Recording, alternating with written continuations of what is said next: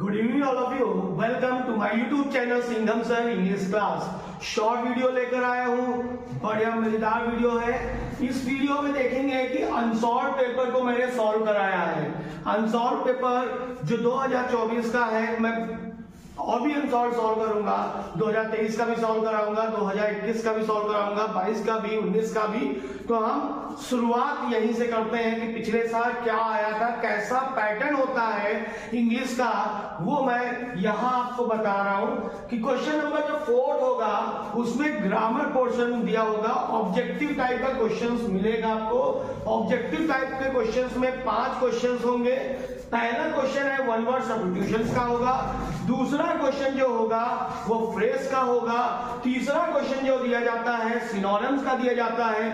और fourth question जो दिया जाता है आपको वो एरर ढूंढना होता है, यानी सेंटेंस आपका करेक्ट है तो मिस्टेक कहां पे है ये आपको बताना पड़ता है। और फिफ्थ क्वेश्चन जो होता है वो आपका एंटोनिम्स होता है। तो आज यहाँ पे हम पेपर को सॉल्व करेंगे, अनसॉल्व को सॉल्व करेंगे। सॉल्व करने पे ये फायदा होगा कि इसका राइट आंसर आपको पता चलेगा और समझ में आएगा कि हमें करना क्या है। और इसी तरह क्वेश्चन नंबर 4 के बाद क्वेश्चन नंबर 5 आता है, उसमें भी ग्रामर पोर्शन होता है, उसमें भी 5 क्वेश्चन होते हैं। हर एक क्वेश्चन में 2 क्वेश्चंस होते हैं और 2 क्वेश्चंस में आपको एक करना पड़ता है।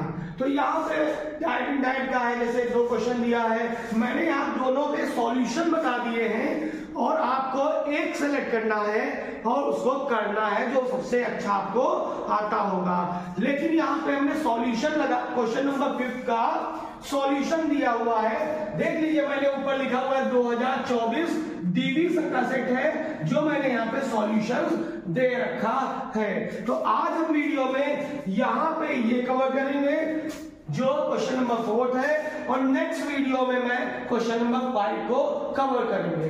तो यहाँ पे स्टार्ट करते हैं। क्वेश्चन नंबर 4 होता कैसा है, क्वेश्चन पेपर आपका होगा, ये सेक्शन नंबर सी होगा। इस सेक्शन सी में आपको मिलेगा, सेक्शन सी में आपको क्वेश्चन नंबर 4 इंग्लिश के पेपर में मिलेगा, दिखेगा। तो उसमें 5-6 क्वेश्चंस होंगे, आपको 5 क्वेश्चंस करने पड़ेंगे। Each questions carry 2 marks. 5 into 2 is equal to 10। अगर मेरे ये अनसॉल्व तैयार कर लिए, अनसॉल्व में सॉल्यूशन करा रहा हूं, तैयार कर लिए, तो होपफुली इसी से कुछ ना कुछ फंसने वाला है 2025 के पेपर में। तो यहाँ पे स्टार्ट करते हैं question number 4। Choose the correct option to the answer of the following questions. यहाँ पे क्वेश्चन दिया है, ऑप्शंस आपको दिए होंगे 1 2 3 4 करके। आपको एक जो सही क्वेश्चन होगा उस पे आपको टिक लगाना पड़ेगा। तो हम देखते हैं पहला क्वेश्चन क्या है। One who look at the dark side of the thing is called। One who look dark side of the thing, dark side मतलब अंधेरा, जो भी कहते हैं ना, दिखेगा, तो इसको बोलते हैं डार्क साइड। यानी कि हम किसी के अंदर डार्क साइड देखें, यानी कि कह सकते हैं आप कि वो कैसा है, वो कर सकता है काम कि नहीं कर सकता है। तो यहाँ पे क्वेश्चन दिया है वन वर्ड सब्स्टिट्यूशन ऑप्शंस के लिए एक शब्द में। One who look at the dark side of the thing is called, that is optimist होगा। ऑप्टिमिस्ट यहाँ पे सेकेंड वन दिया है, पेसिमिस्ट यहाँ पे थर्ड वन दिया है, ब्राइटन। ऑप्टिमिस्ट मतलब होता है आशावादी और पेसिमिस्ट होता है निराशावादी।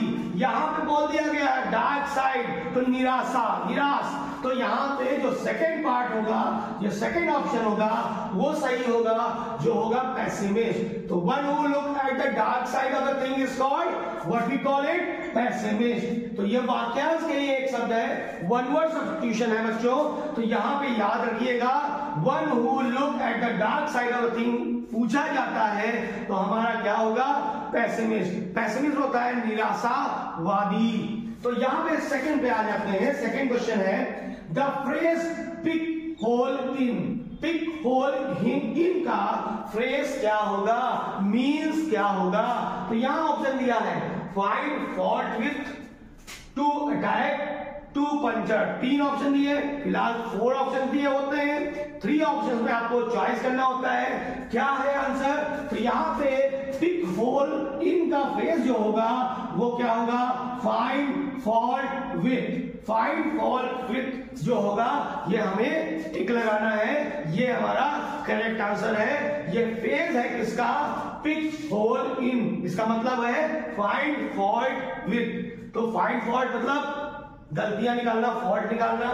तो सी पार्ट यहां पे क्वेश्चन दिया है, the synonyms of surveyor is. Synonyms, synonyms वही बात आ जाती है, सिनोनिम्स होता क्या है, सिनोनिम्स पर्यायवाची होता है।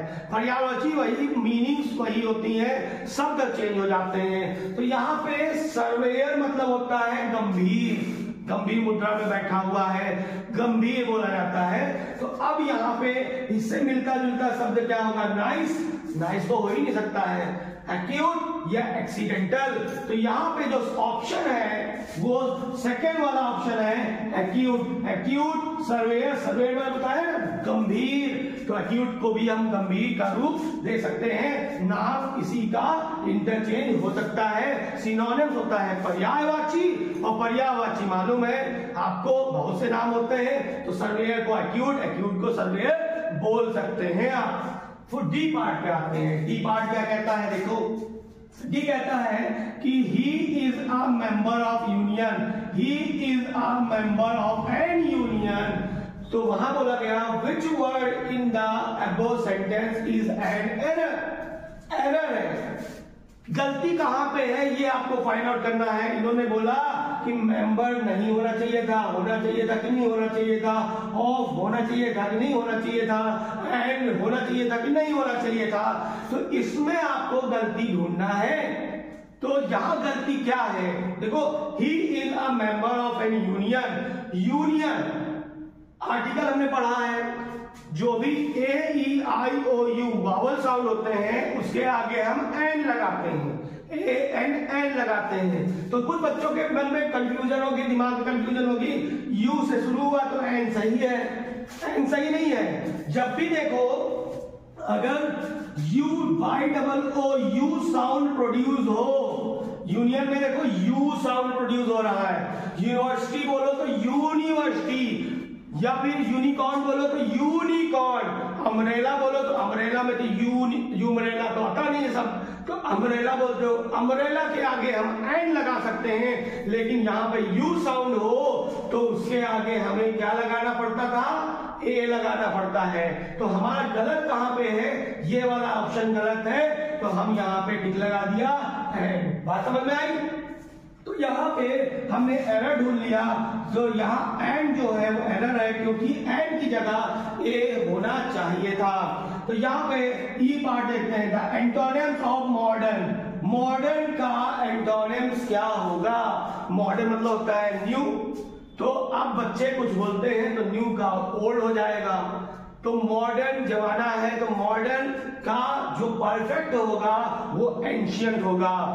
प्राचीन काल की बात है, कहते ना एंशियंट का मॉडर्न, मॉडर्न का एंशियंट। और कुल मिलाकर याद रखना बच्चों, एंटोनिम जो होता है उसको कहते हैं विलोम शब्द। तो यहां पे देखिए 5 क्वेश्चन जो होते हैं 4 के 5 पार्ट है, पांचों में आपको अच्छी तरह से क्वेश्चन अटेम्प्ट करना है, टिक लगाना है, ताकि पूरे से पूरे नंबर हमें एग्जामिनर दे दे। तो इसीलिए कहते हैं कि आप है सारी चीजें, एंटोनिम्स है, सिनोनिम्स है, फ्रेजेस है, वन वर्ड सब्स्टिट्यूशंस है, एरर की बात है, ये सारी चीजें प्रिपेयर करते हुए चलो, ताकि हमें ऑप्शन आ जाता है तो सही तरीके से मार्क करके हम पूरे नंबर ला सकें। तो ये बात अपने दिमाग में बैठा लो कि हमें क्वेश्चन नंबर 4 हमारा इस तरीके से मिलेगा और आपको पूरा अटेम्प्ट करना है। और ये नेक्स्ट पार्ट नेक्स्ट वीडियो में मैं कवर करूंगा। Okay, thank you, bye bye, love you all.